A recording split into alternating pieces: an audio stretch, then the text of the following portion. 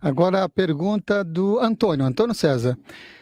Tenho habilidade de cura, mas atualmente não estou muito saudável. Eu posso prejudicar alguém ao direcionar a cura para uma pessoa ou animal? Ele pergunta.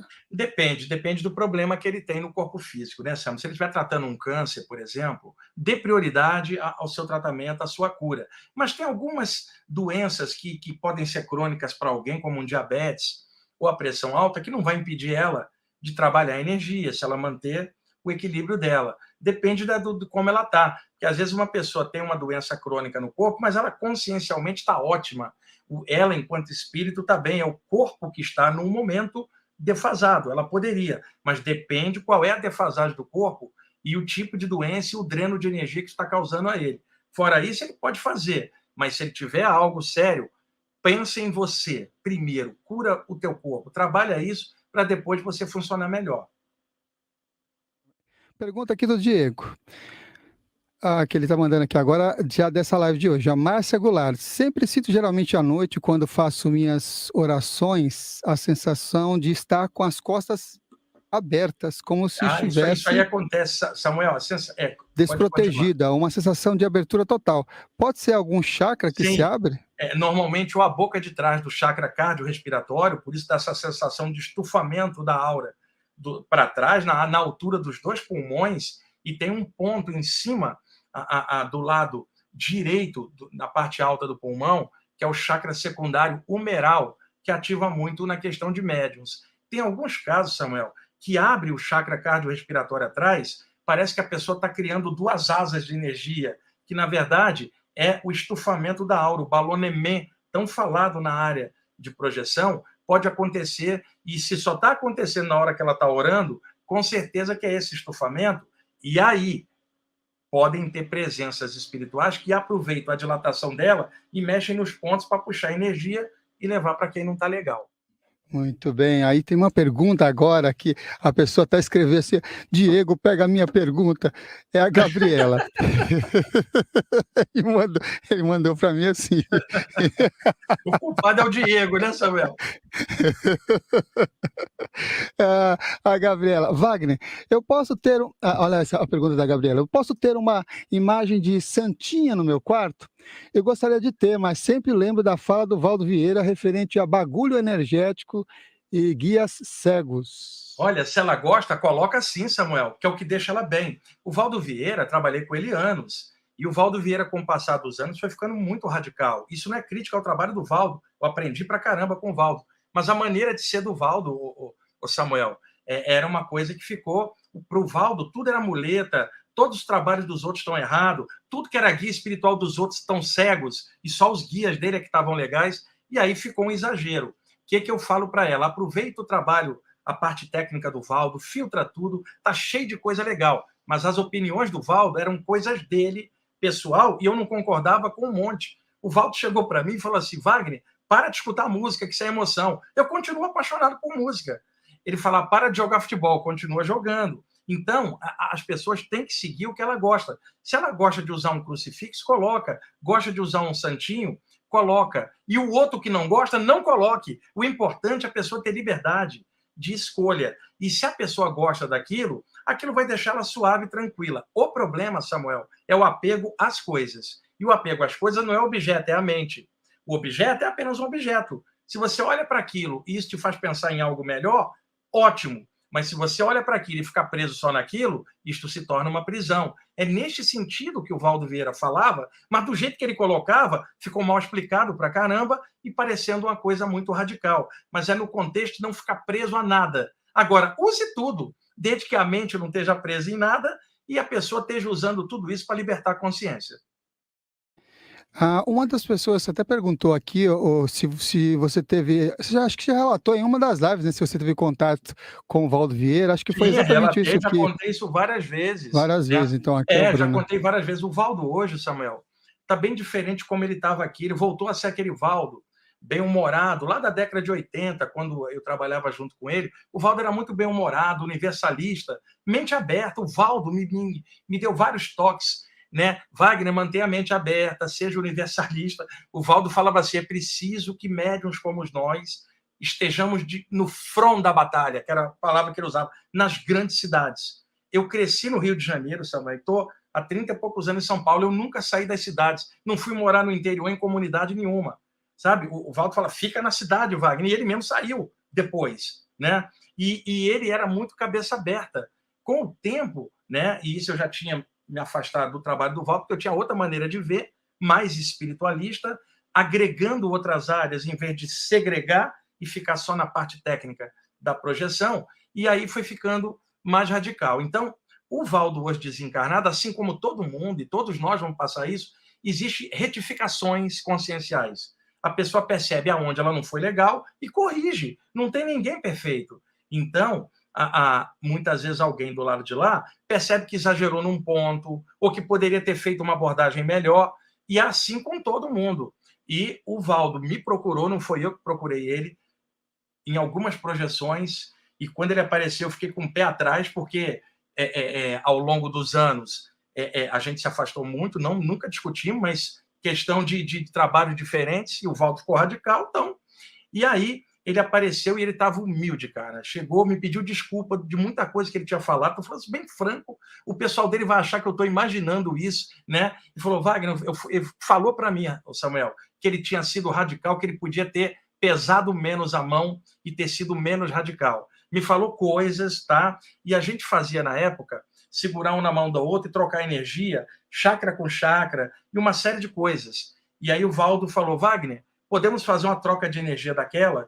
E aí nós demos as paramãos e houve uma troca de energia frontal com frontal, e aí sim dava para perceber que ele estava bem, e ele bem comigo, e tudo certinho, o Valdo como era antigamente, não o cara barbudaço, radical, que muitos de vocês conheceram já na época final da vida. Eu peguei o Valdo na época áurea, a época do Projeciologia, do Projeções da Consciência. O Valdo não tinha criado aquela nomenclatura opulenta que só o pessoal dele gosta, o resto do planeta não. E não ajuda a expandir o tema. E o Valdo hoje, do lado de lá, tá aquele cara alegre que ele era, sabe? Bem, despojou daquela coisa, se olhar o Valdo parecia um cara radical. Não, um cara simpático, como eu conheci. Samuel, eu aprendi com o Valdo pra caramba. Puxa, foi o cara que mais aprofundou a projeção da consciência nesse planeta, com certeza, né? E apenas a abordagem foi ficando trancada e radical, né? E do lado de lá ele despojou dessa abordagem e é ele mesmo. E aí é bom saber que o Valdo está aí trabalhando, ajudando, mexendo com energia. E o pior, tem muita gente que não gosta da projeção astral por causa da postura do Valdo. E tem gente que, inclusive, diz que o Valdo ficou mal do lado de lá, gente que não conhecia ele pessoalmente e não teve a experiência que eu estou contando agora. O Saulo viu ele, teve gente que disse que o Valdo estava reencarnado. Conversa fiada, o Valdo está do lado de lá, né?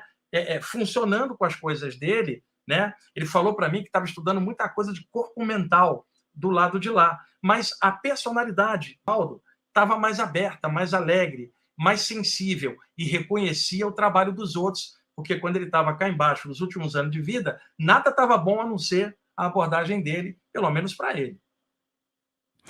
Muito bom. E por falar em reconhecimento, ontem nós tivemos aqui ela, que está aqui acompanhando, Liliane Moura Martins, e ela traz uma mensagem assim, ó, sempre muito gratificante ouvir as experiências do Wagner, uma presença que nos incentiva a continuar buscando a maturidade consciencial, tá dizendo aqui A a Lili. Liliane é maravilhosa, cara. A Liliane é apaixonada pelo tema, tem um livro muito bom, ela estava na live com você ontem, faz um trabalho muito legal, gosto mais, que legal o livro dela, e que bacana que a Liliane está por aí fazendo o trabalho dela. Samuel, o mais legal é isso, você vê o trabalho legal dos outros e não ficar competindo, nem criticando o trabalho do outro. Uhum. Pô, que apareçam mais Lilianes, mais Alberto Cabral, que apareça mais Saulo Calderon, que apareça mais Dalton Roque, mais Luiz Roberto Mar, que apareça mais gente legal aqui no Brasil para trabalhar, e com detalhe, cada um do seu jeito, não seguindo o padrão de alguém, ou de um autor ou outro, cada um com o seu jeito, contribuindo, e que as pessoas tenham liberdade de expressão, de somar esse jeito todo e também trabalhem do seu jeito,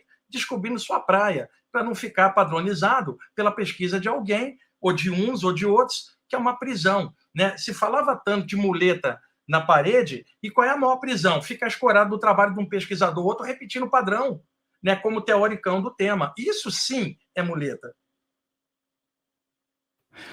Muito bem, a gente mostrou aqui a capa do livro da Lili, que ela relançou agora pela Tesseract Editorial, que é a editora própria agora que ela está lançando. Parabéns, Lili, também por esse seu lançamento, né?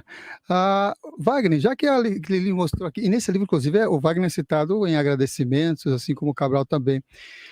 Wagner, os clássicos? Eu sei que já falou em outras lives, mas os clássicos que você indica para quem busca os estudos, as experiências Olha, fora do corpo? são tantos, né, Samuel?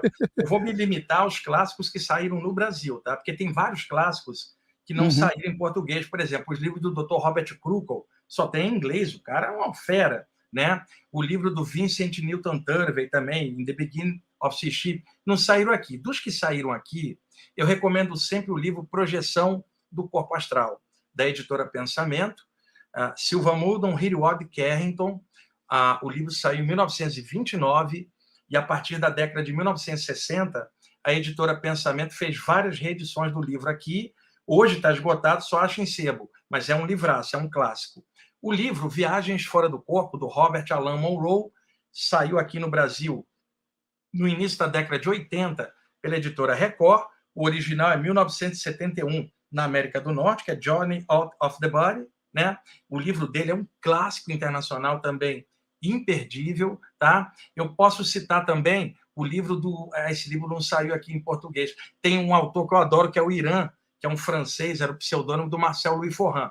O livro Projeções da Consciência, do Valdo Vieira, que foi lançado na virada do ano de 1979 para 1980, o livro Projeções da Consciência, da editora LAC, que era a editora Allan Kardec, né? A edição original. Depois saíram algumas reedições, e as reedições modernas saiu pelo grupo do CAEC, do Valdo Vieira, Editares, mas já com a nomenclatura de Conscienciologia implantada pelo Valdo, que o grupo dele usa. Mas nós estamos falando de livros no sentido da abertura de tema para a população. Literatura que seja didática e fácil para todo mundo entender, naturalmente. Então, o Projeções da Consciência do Valdo, se puder pegar a edição da LAC, que só acha em sebo, é um livraço.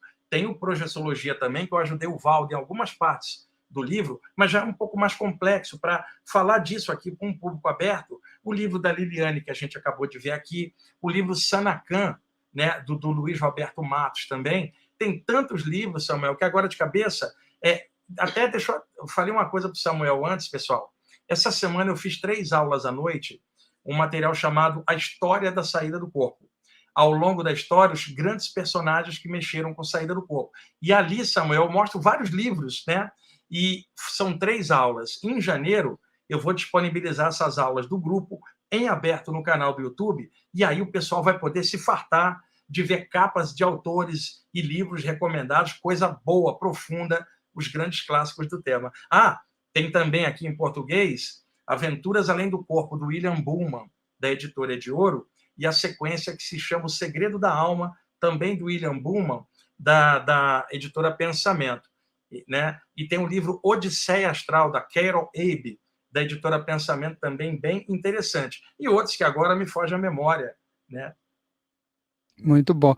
E esse livro do William Buhlmann, ele tem um capítulo lá que faz a associação entre as experiências fora do corpo e práticas xamânicas, que o William Buhlmann também...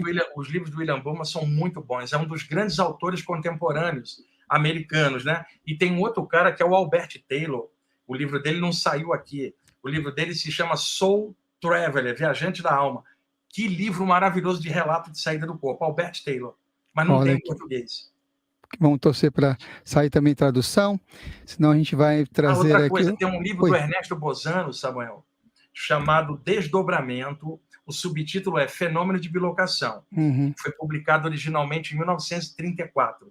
Em 1972, a editora Calvário lançou no Brasil o livro. O título era Desdobramento, Fenômeno de Bilocação, subtítulo. Aí a editora faliu, também com o nome desse, editora Calvário. Quando foi no início da década de 80, uma editora, a Correio Fraterno do ABC, relançou o livro e inverteu título e subtítulo. Aí ficou o título Fenômeno de Bilocação e o subtítulo Desdobramento, mas é o mesmo livro, só tem em sebo e o livro é excelente. Esse eu tenho também. Excelente, você acabou de assistir a mais um corte da TV Consciência Próspera. Espero que tenha gostado. Caso tenha interesse em assistir o episódio completo, clique no link na descrição deste vídeo.